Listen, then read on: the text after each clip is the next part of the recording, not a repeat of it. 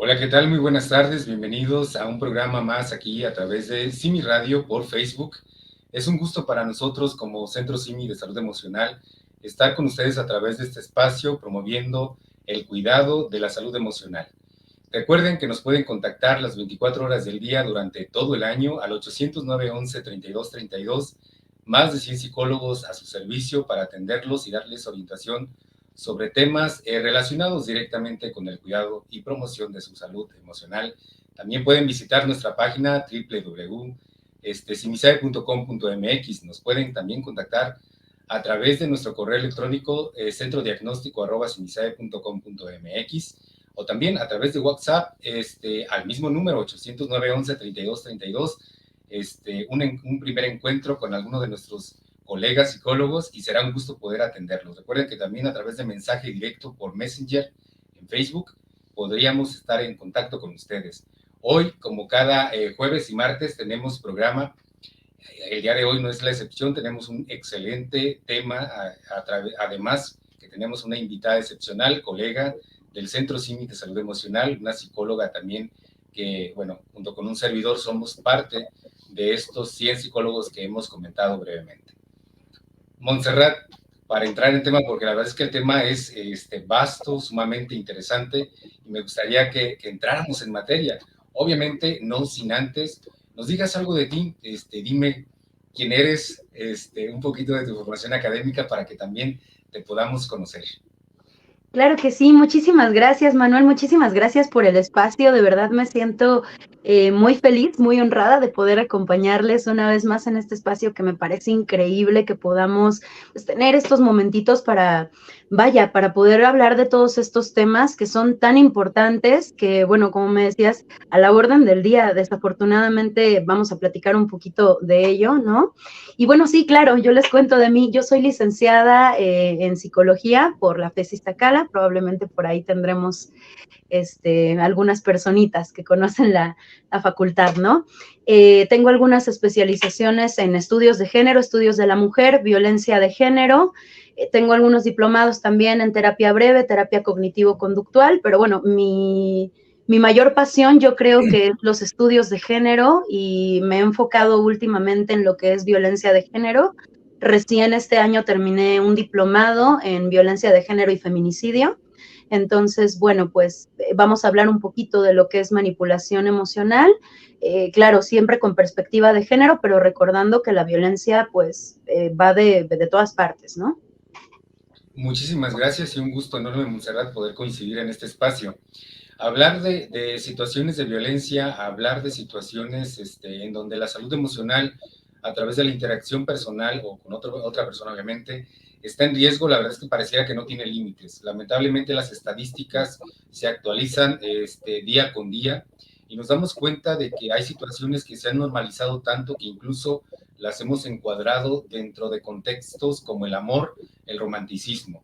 El tema de hoy, como lo habrán visto los que nos están siguiendo, se llama Dinos el tema, bueno, ahorita lo va a presentar Montserrat y nos lo va a desarrollar, porque justamente de pronto como sociedad, en el colectivo, pues de pronto creemos que el amor romántico es una forma muy dulce, muy tierna de amar y que no tiene nada que ver con la toxicidad o con las situaciones de riesgo, incluso, como lo veremos, con situaciones de violencia.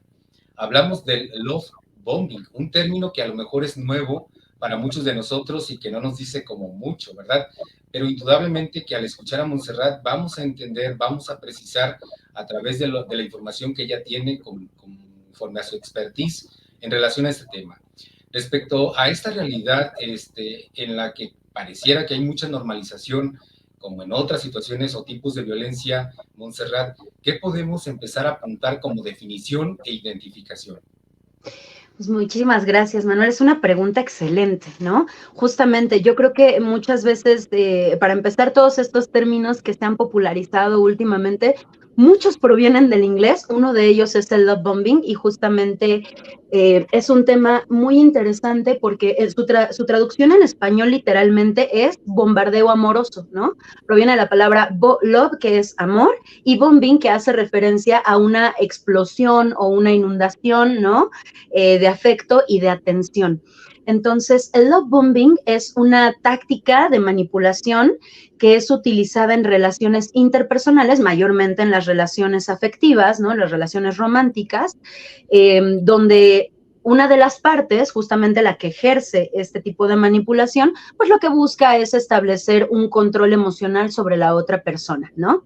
En lo que consiste, y ahorita vamos en el cómo lo podemos identificar, pues consiste justamente en estas muestras exacerbadas, exageradas, muy abrumadoras inclusive, de cariño hacia la persona objetivo, ¿no? La persona objetivo podemos decir que es la persona que puede ser víctima de este tipo de manipulación, ¿no? Entonces, la intención de este tipo o de esta táctica, de manipulación, pues es que la otra persona se sienta tan abrumada por el exceso de atención y de cariño, que caiga en este espacio pues, de confianza, digamos, rápidamente, donde se sienta muy comprometida hacia la relación, hacia incluso poder tener ya una formalidad dentro de una relación de manera muy, muy rápida, y que por supuesto puede ser objeto de control por la otra persona, ¿no? O sea, la idea es que la persona que ejerce esta clase de manipulación, pues tiende a ganar poder sobre la otra, ¿no? Entonces, bueno, algunas señales que podemos encontrar, digamos, para poder indicar que estamos siendo objeto del love bombing es, pues primero la aceleración emocional, ¿no? Rapidísimo, la relación progresa, llevo 2 meses y ya me dice que soy el amor de su vida, que me case con él o con ella, quiere un compromiso rapidísimo desde el principio, donde me propone incluso casa, hijos, el cielo, el sol, la luna y las estrellas, ¿no? Esto en cuestión, bueno, ahora yo puse el ejemplo de 2 meses, pero incluso puede empezar desde una semana, 2 semanas, ¿no? Donde ya me están diciendo te amo, así con una intensidad que tal vez yo no me había encontrado en otros espacios. Entonces, esa es una primera banderita roja que tenemos que aprender a identificar. La segunda, pues, sería justamente la atención excesiva que viene acompañada, pues, de todo esto, ¿no? Entonces, la persona muestra estas atenciones constantes, abrumadoras, mensajes todo el día, llamadas todo el día, regalitos por ahí, ¿no? Que pueden ser, claro, regalos muy, muy grandes, el típico ramo buchón, ¿no? O también pueden ser regalos chiquitos, ¿no? O sea, pueden ser cositas, pero que van de manera muy, muy, muy constante. Esto, pues, dentro de la psicología conductual se le conoce como reforzador, ¿no? Entonces van reforzando justamente estos comportamientos de de atención o de compromiso de la persona objeto, ¿no? Mientras yo más te voy prestando atención, más te vas comprometiendo o más vas creando esa sensación de seguridad, de tener un espacio amoroso, de tener un espacio de cariño. Por eso es tan peligroso este tipo de manipulación, porque en realidad es muy sutil y muy lindo, no nos damos cuenta. Justamente por ahí me decías, y es una gran observación, esta parte del romanticismo, ¿no? Donde hemos tenido o hemos tendido a romantizar mucho estas ideas de amor, al mero estilo Disney, ¿no? Donde la princesa se me enamora a las 2 semanas, bueno, pues de ahí viene justamente esta clase de situaciones, ¿no? Viene también, por supuesto, la idealización exagerada, donde te colocan en un pedestal, ya lo decíamos, ¿no? Eres una diosa, eres el amor de mi vida, o eres un dios, eres increíble, la mejor persona que he conocido en toda mi vida, a la semana y media de conocernos, ¿no? O sea, una de las características importantes que tenemos que resaltar aquí es el factor tiempo, ¿no? Cuando es demasiado rápido, ahí hay algo que por lo menos tenemos que prestar atención, ¿no? No estoy diciendo que todo el tiempo vaya a tener que ver con el love bombing, pero sí que tenemos que prestar atención. Entonces, bueno, evidentemente después de ello viene el aislamiento social, donde la persona pues puede intentar separar a la otra y que ahí es donde viene justamente el punto y aparte del cómo se divide con una relación saludable, ¿no? El aislamiento social, ¿no? Me va a empezar a separar de mis amigos, de mis familiares, creando un espacio de dependencia emocional exclusiva hacia esa persona, ¿no? Esto va a ser, híjole, no, ya te vas, es que ¿cómo vas a ver a tus amigos? ¿Que no me amas? Quédate aquí conmigo otro ratito, es que yo te amo. Y entonces empezamos a darnos cuenta que hay una monopolización del tiempo, ¿no? Cuando existe esta monopolización del tiempo, también es una banderita roja que no podemos dejar pasar y que además tenemos siempre que buscar el establecimiento de límites, que más adelante les voy a platicar qué hacemos en estos casos, ¿no? Pero es importante saber que esta manipulación emocional dentro de sí trae estas otras manipulaciones implícitas, que son el utilizar mis emociones para controlarme, generarme sentimientos de culpa, tal vez de inseguridad, cuando hago algo que a la otra persona no le agrada, ¿no? Incluso aquí, bueno, puede venir un poquito esta idea del gaslighting, ¿no? ¿A poco me vas a hacer esto? Tanto que te amo, tanto que te doy, tanto que te... y tú te prefieres ir con tus amigas de antro, ¿no?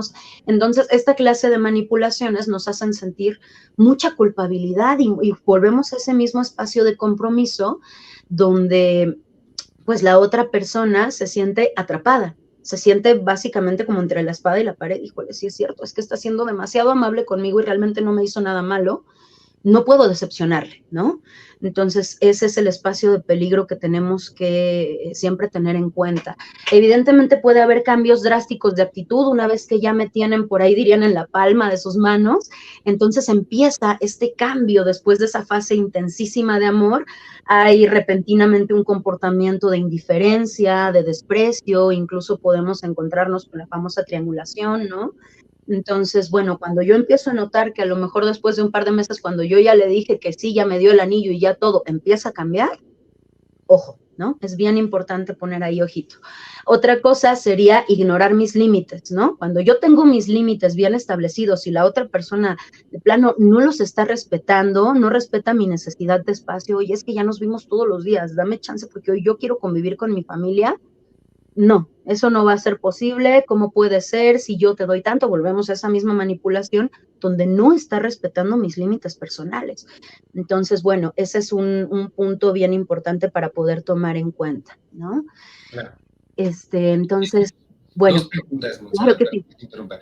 Hay dos cosas que, bueno, dentro de todo esto, que la información que nos das, que, híjole, ya me preocupé, pero hay algo muy interesante que me hace pensar. Primero, ¿qué estructura de personalidad, claro, sin entrar a fondo probablemente en la psicopatología, porque sería un tema muy, muy amplísimo, pero qué estructura de personalidad pudiéramos identificar con el actor que ejecuta este tipo de acciones, ¿sí?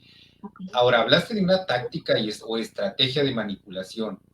¿Qué consigue? ¿Qué obtiene? O sea, ¿el objeto es la persona en sí o lo que consigue de la persona?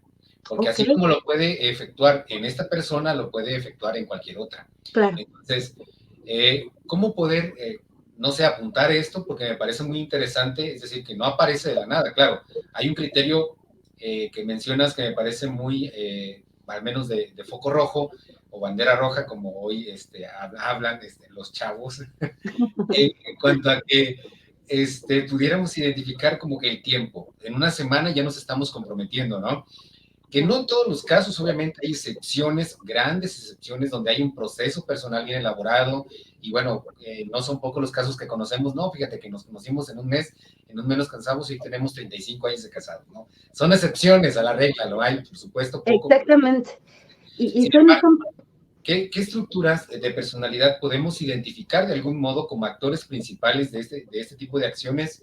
Y segundo, en esta táctica, en esta estrategia de manipulación que refieres, ¿cuál es el objeto? ¿La persona o lo que consigue o ambos? Ok, son preguntas súper interesantes. Creo que también tienes razón ahí en un punto que también hay que tomar en cuenta. No todas las muestras de amor exacerbadas o muestras de amor muy intensas tienen que ver con love bombing, ¿no? O sea, no necesariamente es love bombing lo que estamos viviendo, por eso es que es tan importante detectar estos otros factores que sí pueden darme un indicio de esto es incorrecto, ¿no?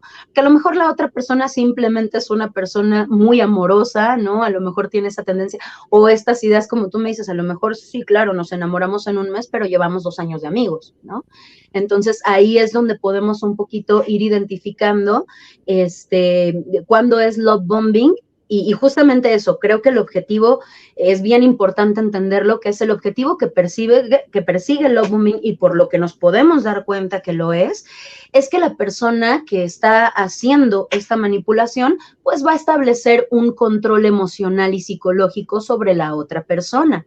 Entonces, cuando, digamos, utilizan esta táctica de sobreexposición de atención, de cariño, de afecto, lo que pretenden justamente justamente es crear un vínculo emocional muy intenso de manera muy rápida, ¿no? Incluso apelando a esta idea del amor a primera vista, que digo, no es que no podamos sentir un atractivo y ¿no? Un flechazo a primera vista de repente por alguien, por supuesto, pero creo que acá justamente el factor importante a contemplar y el objetivo que persigue es el control. Cuando yo noto que mi pareja está intentando manipularme a través de no te vayas, quédate un ratito más, es que yo te amo, así me vas a dejar, yo que tanto te quiero, es cuando nos empezamos, cuando no respeta mis límites, ¿no? Que esa es otra que decíamos hace un ratito, es cuando hay que empezar a poner atención. Ahora, ¿qué clase de personas o qué perfiles pueden llegar a cometer esta clase de manipulaciones? Que también es una pregunta muy interesante. O, por supuesto, perfiles con algún tipo de, por ejemplo, que presentan algún trastorno de personalidad narcisista. Es muy común en el trastorno narcisista que esto ocurra. Evidentemente, en el trastorno, muchos trastornos de personalidad pueden llegar a caer en esta clase de manipulaciones, mayormente los que tienen características narcisistas, por supuesto. Y por otro lado, pues aquellas personas que quieran ejercer control, ¿no? No necesitamos tener por ahí un diagnóstico o no necesitamos tener, ay, es que mi pareja es narcisista mi pareja está ejerciendo manipulación, ¿no? Creo que justamente es este parámetro el que tenemos que medir o bajo el que tenemos que medir esta clase de situaciones, que es si está ejerciendo control sobre mí, si todas mis decisiones se ven siempre permeadas por lo que mi pareja dice, hace o decide, ¿no? Entonces ahí es donde puedo empezar a darme cuenta justamente de estas red flags o estas banderitas, ¿no? Ahora, algunos de los objetivos que los manipuladores, porque hay como varios objetivos, justamente dentro del love bombing pueden empezar a hacer, es uno, la creación de dependencia emocional, que era lo que platicábamos hace un ratito, ¿no? La supresión de la digamos, intuición, ¿no? A través de la intensidad del amor y la atención, podemos empezar a nublar un poquito el juicio de la otra persona, que eso también es bien peligroso y a veces por eso no nos damos cuenta, ¿no? La hacemos más propensa, por supuesto, a pensar o a pasar por alto estas otras señales de advertencia o comportamientos inapropiados. O sea, yo me doy cuenta que mi pareja, porque por ahí te decía, a lo mejor la persona solo es muy amorosa, ¿no? Pero tal vez yo me doy cuenta que mi pareja no es amorosa, trata mal a su familia, trata mal tal vez a otras personas, trata mal, pero a mí, me tiene en un pedestal, me trata fenomenal, maravilloso, a pesar de que llevamos un mes de conocernos, ¿no? Entonces, estas son como ciertas banderitas y justamente la intención es que tú te crees una idea completamente distinta y distorsionada de lo que la persona realmente es y o pretende.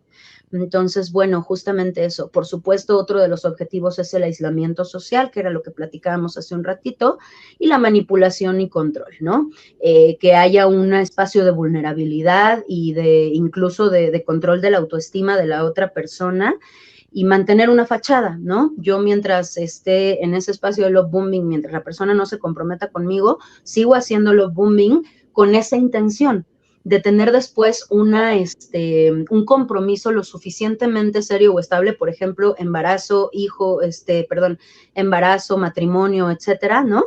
Como para que la otra persona ya se sienta tan comprometida que tal vez no pueda salir, aunque después vea mis cambios de actitud, ¿no? Claro.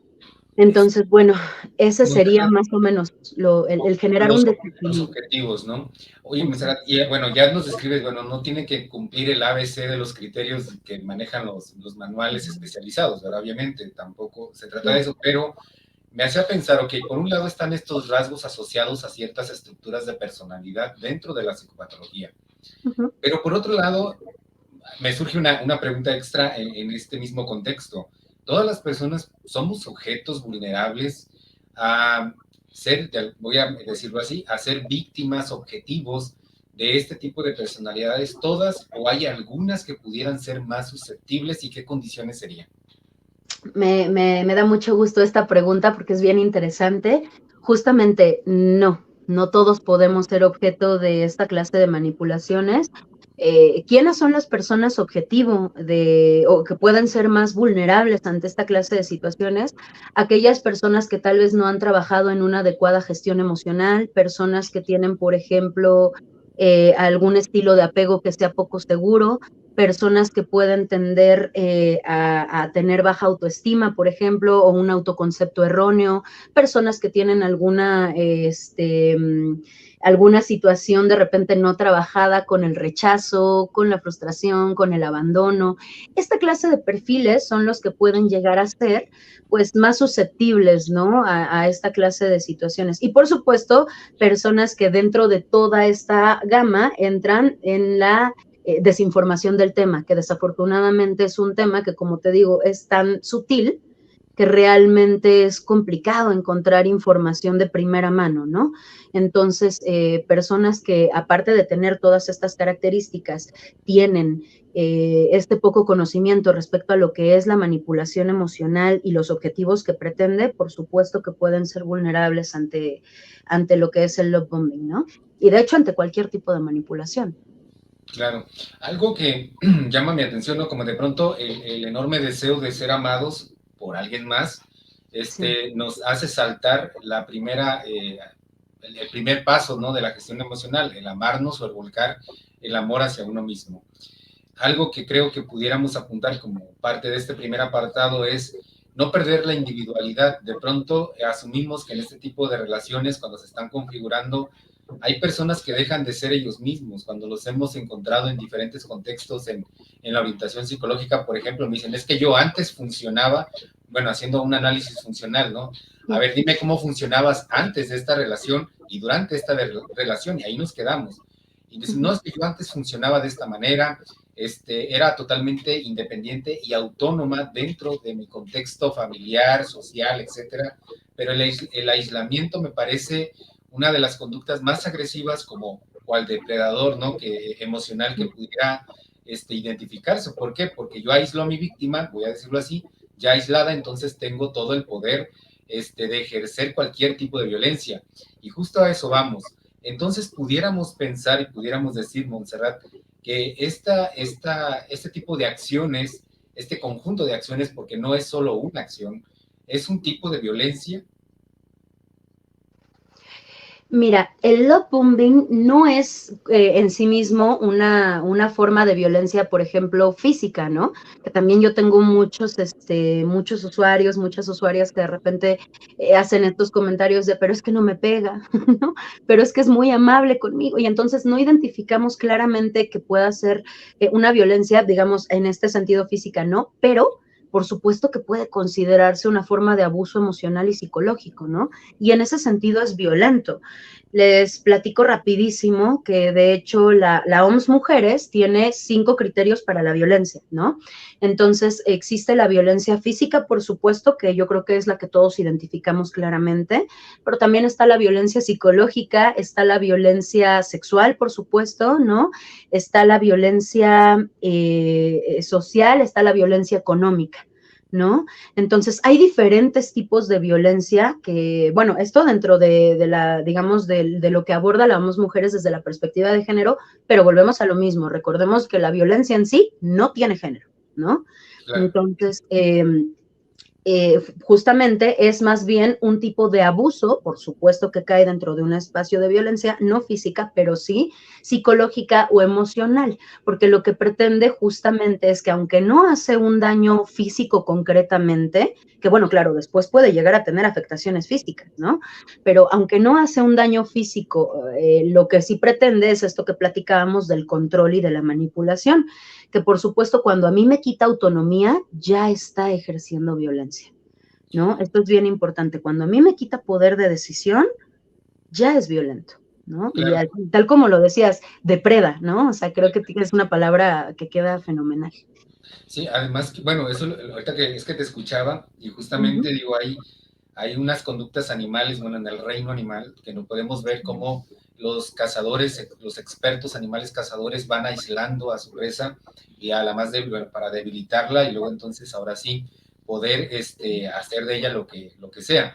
Ahora bien, en este mismo contexto pensaba, justamente hay una normalización tan extraña socialmente hablando por todo lo que consumimos, por las utopías en el amor, por las idealizaciones en las relaciones amorosas, el romanticismo exacerbado, que de pronto hace que las personas no dimensionen los riesgos a los que pudieran estar sometidos y que de pronto, a pesar de que alguien se los haga ver, algo que mencionabas, es que él no es malo, realmente no es una persona mala, solamente que tenía sus momentos y claro, se enojaba porque yo salía de pronto con mis amigos X, etcétera, ¿no? Pero hay una normalización incluso en el lenguaje, en la manera de abordarlo. Y me atoro un poquito en algo, este tipo de violencia no tiene género, porque a menudo, justamente como es una manera de manipular tan sutil, que es gradual en ocasiones, sucede tanto a hombres como a mujeres, y en general la violencia, pues ya sabemos, la violencia en general no tiene género y puede ser ejercida en cualquier dirección, ¿verdad? Y en cualquier grado. Sin embargo, creo que identificar estos primeros elementos que mencionas es de suma importancia porque a mí me atoro un poco también en esta parte del aislamiento, sobre todo porque no son pocos los casos en donde me dice, es que de pronto dejé de hablarle a mis mejores amigos, a mi familia, a mis hermanos, a mi madre, porque se molestaba. Sin embargo, el miedo a quedarme sola o solo, el miedo a perder, entre comillas, hizo que sometiera mi autonomía y mi individualidad a esta persona y a esta dinámica en la relación. En ocasiones, cuando me toca encontrar o dialogar con personas que están viviendo una situación semejante, siempre les pregunto, ¿qué ganamos si un día nos permitimos perder eso que atesoramos tanto, ¿no? Refiriéndome a esta relación, ¿qué gano? Y de verdad que en ocasiones, bueno, pareciera que es una pregunta muy retórica y no tiene como una respuesta, pero cuando yo me atrevo a perder una relación que tiene esta dinámica, estoy ganando mucho. ¿Por qué? Porque vuelvo a mi individualidad y mi autonomía. Bien, antes de irnos al corte, Montserrat, vamos a saludar a quienes nos están viendo en vivo totalmente. Muchísimas gracias a Tower Sonia, Verónica Jiménez, psicóloga también, gracias, saludos. Genaro Díaz, Karen Padilla, Pluma de Quetzal, Aide Montes, Santis Tavera, Leti Leandro, de Gante, creo que es de Gante, Montserrat Mena, Karen otra vez es Padilla, dice, imagino que también depende si a la otra persona le gusta o se incomoda o no. ¿Cómo puede gustarle? Ahorita vamos a desglosar un poquito eso, ¿no? Porque, bueno, dentro del contexto de violencia se puede entender, ¿no? Hay un sometimiento tanto de la voluntad que parece que me gusta, ¿no? Pero no entra en ese sentido. Olmos, excelente tema, gracias, saludos a ambos psicólogos. Lili Petit Noir, hola, saludos. A Maleli Yolixin, Constantini González, es violencia emocional, ¿no? Ya lo decía, sí, es un tipo de violencia y un tipo de abuso, por tanto es un tipo de violencia. Ari Morgano, es un excelente tema. Sol Guerra, saludos, excelente tema. Castillo Elizabeth, hola. Y More Villamizar, hola, me encanta la explicación. Es una chulada de explicación, por supuesto. Y otra vez, interesante. Y Iosa García, saludos, buen tema. Antes de irnos al corte, Montserrat, ya vimos que es un tipo de violencia. Y entonces, ¿cómo poder ayudar, por ejemplo, a las personas a distinguir la línea tan delgada que parece que está así trazada, un hilito muy delgado, entre el amor romántico sano, que configura relaciones sanas, y el amor idealizado, que pudiera tener matices o todos unos criterios llenos de riesgo relacionados a esta conducta de la que hemos hablado? Nos vamos con eso al corte y al regresar la retomamos. Y recuerden, pueden dejarnos sus comentarios y preguntas. Volvemos.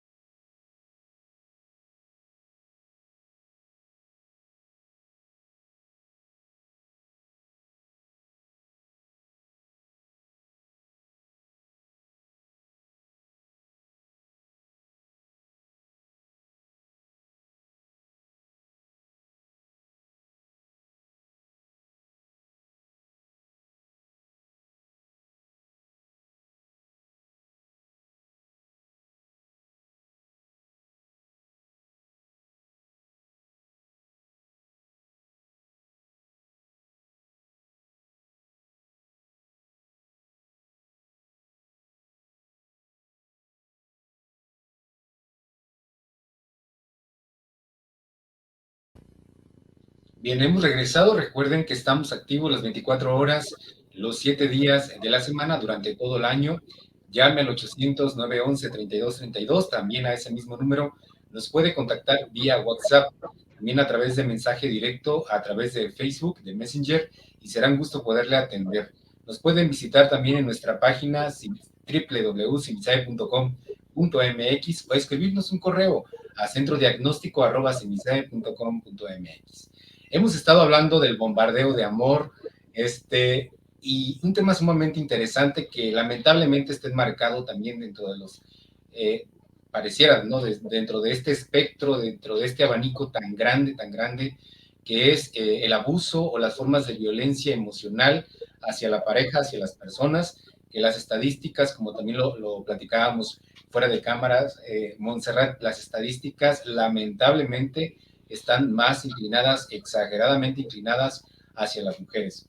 Y hablábamos al término de la parte anterior sobre cómo distinguir esta línea tan delgada entre el amor que tiene mucho de romántico, hay muchos poetas, muchas cosas que se escriben en torno al amor romántico, y cuál es esa línea delgada que nos separa de unas situaciones de riesgo como las que hemos estado hablando. Y bueno, creo que justamente, ¿no? Son preguntas bastante acertadas, bastante centradas justamente en lo que es importante identificar. Porque sí, por supuesto, la ternura, el amor, el cariño, el romance en sí mismo, pues por supuesto que es maravilloso. Todos requerimos de estos espacios de afecto, de tener apegos seguros, ¿no? O sea, ¿y dónde radica? Que me parece increíble esta pregunta, porque creo que podemos justamente entonces empezar a dibujar esa línea que ya es muy delgada para hacerla un poquito más gruesa, ¿no? Entonces, el límite entre el romanticismo, ¿no? Entre esta parte tal vez afectiva que pudiera ser saludable y el love bombing sería una cuestión de equilibrio, ¿no? Donde hay respeto, donde se respeta la autenticidad de la otra persona y de la relación en sí misma, aunque puede ser difícil, por supuesto, ¿no? Como decíamos, trazar esta línea porque es bastante complicado, sobre todo en este tipo de manipulación específicamente que se disfraza de amor, que se disfraza de cariño, que se disfraza de ternura. Hay algunos puntitos clave o algunos conceptos que podemos retomar para poder identificar y entonces trazar esa línea. Una de ellas sería justamente la sinceridad y la autenticidad, que eso era lo que hablábamos. En una relación romántica genuina, las expresiones de afecto, de amor, pues son sinceras y son auténticas. El romanticismo implicaría en ese sentido compartir sentimientos positivos, demostrar amor de manera honesta y real, ¿no? Y por otro lado, el love bombing tiene esta tendencia a ser sumamente exagerado y forzado, ¿no? Incluso yo he tenido algunas usuarias que me dicen, es que es demasiado bueno para ser real, no me lo creo. Y entonces ahí es cuando empezamos un poquito a dibujar esta idea de, entonces a lo mejor no es real, ¿no? Pero me gusta. Eso, me gusta, por supuesto, porque, híjole, ¿a quién no le va a gustar que te digan, toma, te doy un litro de helado porque sabe riquísimo, ¿no? Es más, si es de mi sabor favorito. Pero cuando es sincero y cuando es honesto, cuando te dicen, mi vida, yo sé que amas el helado, te voy a dar un vasito porque si no te vas a enfermar. Pero cuando te dicen, toma, te doy todo el helado y cómetelo y no pasa nada, claro, es un shot de dopamina, de oxitocina increíblemente fuerte. ¿A quién no le gusta? Pero de eso a que sea bueno, ahí es donde dibujamos la línea, ¿no?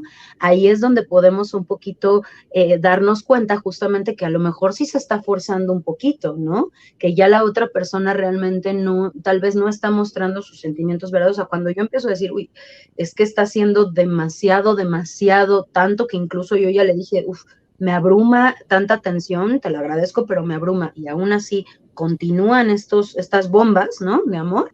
Ahí es donde podemos identificar, por supuesto, regreso y recalco la importancia de respetar los límites personales. O en esta parte del romanticismo, idealmente respetamos los límites personales de cada individuo. Ahora, ojo, no es que si una vez mi pareja me dijo, ay, no te vayas, quédate un ratito más conmigo, lo bombing, no. La idea es que esto sucede cada vez que yo quiero salir con mis amigos, salir con mi familia, irme solita o solito al cine, ¿no? Cuando esto sucede, ya de manera continua y siempre noto que hay un patrón en el que la otra persona pretende a través del compromiso que tenemos o que estamos formando, de las emociones, etcétera, pretende aislarme o pretende que yo haga lo que él o lo que ella quiere, entonces ahí es donde podemos hablar de love bombing. Si la persona de repente me dijo, uy, es que hoy me gustaría que te quedes un ratito más conmigo, no te vayas, pero esto ocurre eventualmente, muy ocasionalmente, pues entonces puede ser un límite negociable, ¿no? Es algo que podemos decir, oye, me gustaría mucho quedarme, y sobre todo eso, ¿no? Me gustaría mucho quedarme contigo, de verdad me encantaría, pero ya tengo este compromiso. Bueno, no pasa nada, nos vemos la otra semana, ¿no? Ahí, el respeto a los límites personales es donde podemos identificar claramente si es una cuestión de romance o si está entrando dentro de un espacio de manipulación. Por supuesto que el desarrollo gradual de la relación, en una relación romántica saludable, el amor, el compromiso, se van desarrollando poco a poco, ¿no? Por ahí, de hecho, algunos autores expertos nos hablan de que más o menos vamos por ahí agarrándole a los 6 meses, ¿no?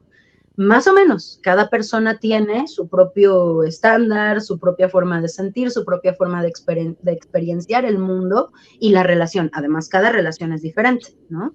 Entonces, más o menos vamos viendo que el amor se va desarrollando al igual que el compromiso. Entonces, el romanticismo tiende a crecer a medida que las personas se conocen mejor y construyen una conexión real y sólida. Cuando es love bombing, pues esto se busca de manera rapidísima, artificial, o sea, de volada ya te estoy diciendo que nos vamos a casar, que nos vamos a...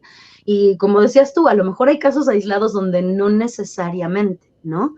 Pero en una relación sana, idealmente, vamos poco a poco, tampoco a paso de tortuga, pero vámonos conociendo, ¿no? Entonces, bueno, el respeto a la individualidad es otra de las cosas que podemos tomar en cuenta. La consistencia y la estabilidad emocional en una relación romántica sana, las muestras de amor y de afecto son consistentes y son estables con el tiempo, que es lo que decíamos hace un ratito. En el love bombing, llego a mi objetivo, a mi meta, pues sí, a mi meta establecida, y puede que de un momento a otro cambie totalmente, y entonces cambio el discurso, y entonces empieza la violencia, a lo mejor no necesariamente física, pero empiezan otros tipos de violencia emocional, puede llegar a empezar un discurso donde, uy, qué aprensiva eres, uy, qué intensa eres, o qué intenso eres, ¿no? Hablo mucho más en femenino justo por la estadística que decíamos hace un ratito, pero recordemos nuevamente, no tenemos género, o sea, esto también puede pasar de mujeres a varones, ¿no? Entonces, bueno. Perdón, y un paréntesis, y creo que de pronto con los hombres es más complejo identificarlo porque pues cómo es posible que yo me esté quejando de eso, ¿no? Como en otros tipos de violencia, que incluso la misma violencia de género hacia la mujer, muchas veces por esta situación de vergüenza social, ¿no? De no sentirme expuesta o expuesto, pues lo guardo, no denuncio, no lo expongo, no lo comparto, y eso también se convierte en parte de mi aislamiento, bueno, o parte de la consecuencia del aislamiento. Pero bueno, continúa. Claro. No, y por supuesto es un punto importantísimo que creo que vale la pena resaltar a todos los varones que nos estén viendo. Vale la pena que también consideremos, todos podemos ser víctimas de este tipo de violencia o de manipulación, así como de otras manipulaciones. Y creo que siempre es importante saber que la violencia no se justifica porque es mujer y tiene menos fuerza, o porque tal vez su intención no es mala, o porque si es mujer, inmediatamente se nos pone como esta cruz encima de que tenemos que ser buenas, ¿no? Abnegadas, sumisas. Y no necesariamente, o sea, incluso la violencia de género, hablando específicamente de estos estereotipos de la mujer, también afectan al varón por esta clase de situaciones. Entonces es bien importante saber que si tú eres varón y estás viviendo una situación de violencia por parte de tu pareja mujer, se vale hablar, se vale denunciar, se vale gritarlo y se vale hacerlo presente, porque algo que no se habla, desafortunadamente en esta sociedad y en la política, no existe. Entonces es importante que por eso podamos hablarlo, ¿no? Para poder brindarle ese espacio donde realmente sabemos que existe, pero se invisibiliza. Esa es la idea, hacerlo visible, ¿no? Entonces, bueno, en términos generales, esto es, ¿no? Que haya una comunicación abierta y respetuosa es otro de los puntos importantes. Entonces, bueno, no sé si por ahí contesté como la claro. duda, pero... Sí, o sea, igual es una línea delgadísima, pero Sobre todo has enfatizado sobre esta situación de aislamiento y cuando uno termina por someter su individualidad y autonomía a la voluntad de la pareja. Creo que es algo que todos podemos identificar. Cuando yo ya me doy cuenta de que esto no era yo, es esa línea delgada, ¿no? Que ya la crucé, que ya se rompió y que bueno, que hoy a lo mejor ya estoy del otro lado. Retomando un poco lo que nos mencionan acá en los comentarios, Blanquis Pérez Hernández, saludos. Javier Gaitán, bendiciones desde Managua, Nicaragua, gracias, saludos hasta allá. Laura Cruz, saludos. Y Ada Gabriela Torres nos pregunta, ¿y este tipo de violencia solo se da en la pareja o también se da en otro tipo de relaciones como no amigos, o bueno, como en amigos, me imagino, o familia? Ok, es una buena pregunta porque la realidad es que al principio del programa mencionábamos mayormente, o sea, la prevalencia de este tipo de violencia, por supuesto que se da en un espacio romántico donde es más sencillo que se normalice la manipulación de este tipo, pero por supuesto que el love bombing puede ir ejercido justamente hacia relaciones afectivas de cualquier tipo, como puede serlo con la familia o como puede serlo con los amigos, ¿no? Sea, si un amigo tú te das cuenta que es demasiado atento o atenta contigo, incluso del mismo género, obviamente entendiéndonos tal vez dentro de un espacio heterosexual, ¿no? Claro. Dentro del mismo, en este espacio nos damos cuenta que es súper atento, pero siempre busca obtener algo con eso, ¿no? Por ejemplo, que yo me quede con él o con ella, que yo pierda un poco justamente mi individualidad, mi poder de autonomía, a través del, hoy, ¿de verdad me vas a hacer esto, amiga? Yo que tanto te quiero, yo que tanto te podría entrar dentro de un espacio de love bombing. Y de hecho, esto también puede llegar a ser muy común en las relaciones familiares justamente. Por supuesto que las relaciones familiares disfuncionales. Recordemos que el amor, el romance, el cariño, la ternura son perfectamente válidos, son saludables y de hecho son necesarios, ¿no? O sea, inclusive todos necesitamos generar vínculos afectivos saludables y todos tenemos esta necesidad de apego. O sea, sin el apego probablemente no seríamos la sociedad que va avanzando cada vez más y que tenemos hoy en día, ¿no? Entonces, Claro, bueno, eso pero bueno, también no se excluyen este tipo de realidad, esta realidad no se excluye de la familia y de los amigos, incluso creo que muchos a lo mejor en algún momento de nuestra vida conocimos a alguien o vivimos una situación semejante en donde también había como esa exclusividad tóxica, ¿no? O de riesgo, como que solo eres mi amigo y mi amiga y de nadie más. Y bueno, a lo mejor cuando somos niños lo vemos mucho, ¿no? Eres mi amiga y no le hables a todos los demás. Pero ya cuando eres un adulto, en donde se supone o se presume la autonomía e independencia emocional, bueno, ahí ya hay situaciones que habría que analizar y monitorear, ¿verdad? Ahora, Montserrat, dentro de este contexto, vamos a decirlo así, ya reconozco que tengo signos, hay situaciones de riesgo en mi relación interpersonal con mi amigo, con mi amiga, con mi pareja, con mi esposo. ¿Ahora qué hago? O sea, ya creo que ahora estoy viendo el programa, no sé, y me doy cuenta de que, qué caray, a lo mejor yo estoy en medio de esa situación. O conozco a mi hermano, a mi hermana, a mi amiga, etcétera, que potencialmente esté o probablemente esté en esa situación. ¿Qué hacer? ¿Cómo actuar? ¿Cuáles son las estrategias de autocuidado, prácticas como para empezar a salir de esto, ya identificada la situación? Claro. Bueno, entendiendo justamente que el identificar el love bombing puede llegar a ser pues una tarea bastante compleja por muchas cosas. Evidentemente, si tú tienes la sospecha de que esto puede estar pasando, pero no tienes la claridad o la seguridad, yo siempre les digo a mis usuarios, antes de suponer es bien importante preguntar. Evidentemente no le voy a preguntar a mi pareja porque me va a decir, no, ¿cómo crees? ¿No? La idea es que podamos acercarnos a espacios probablemente con profesionales. Ya Manuel hace un momentito les daba el número de la línea con confianza, llámenos, escríbanos, ¿no? La idea de que ustedes puedan asesorarse con un profesional de la salud mental puede ser una buena herramienta y una buena estrategia, pero vamos a suponer que justamente a mí ya me hicieron, ya se me prendieron muchas alarmitas en este programita, ya me di cuenta que a lo mejor sí hay varias cosas por ahí que sí me pueden dar una señal clara de este tipo de manipulación, del love bombing en mi relación. Entonces, ¿qué puedo hacer, no? Hay algunas acciones que podemos considerar para si ya identificamos esta situación, ¿no? Una de ellas, pues evidentemente, es reconocer las señales, ¿no? Que es lo que decíamos. La psicoeducación es súper importante. Si yo no estoy encontrando información que me pueda ser clara, que sea pertinente, que sea concisa, que pueda yo, vaya, explorar un poquito más en el tema, entonces acercarme a alguien que pueda tener información concreta respecto al tema es una gran, es una gran herramienta, ¿no? Por supuesto, comprender mejor lo que estoy experimentando siempre me va a ayudar. Yo siempre retomo esta frasecita con mis pacientitos del conocimiento es poder, ¿no? Entonces es bien importante porque el conocimiento nos brinda autonomía. Confiar, por supuesto, en mis instintos, por ahí como la canción de la intuición, no sé, así, ¿no? O sea, si yo me estoy dando cuenta que, uy, hay algo ahí que de repente no me suena del todo, que me está generando mucho malestar, a lo mejor que todo el tiempo está haciéndome ruido en el ¿por qué? Porque a lo mejor incluso ya me di cuenta que trata mal a los animales, que trata mal a personas de servicio, a lo mejor, que trata mal a otras personas de su entorno, amigos, familiares, etcétera, pero a mí me trata súper bien. Ahí hay por ahí un instintito que me puede estar sonando, ¿no?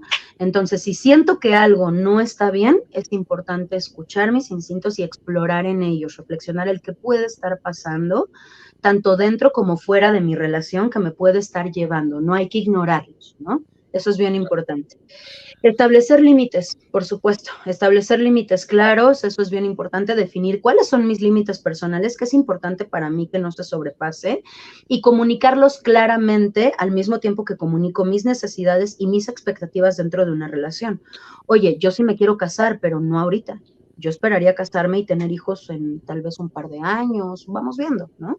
Entonces, siempre mantener mis límites de manera clara es importantísimo. El apoyo no solamente profesional, sino acercarme siempre con amigos, familiares o personas de confianza y platicarles sobre lo que estás experimentando. Siempre tener una segunda opinión me puede ayudar un poquito a salir de esa estructura mental de estar atrapado o atrapada, ¿no? Entonces, si de repente en este momento no estoy pudiendo contactar con un profesional que me pueda ir guiando en este espacio, tal vez no perder el contacto con amigos y familiares y expresarles estas inquietudes me puede ayudar un poquito a definir más esta situación, ¿no? Por supuesto que si yo ya lo identifiqué, entonces tengo que poner como uno de mis límites o uno de los límites que yo siempre sugiero es la distancia, ¿no?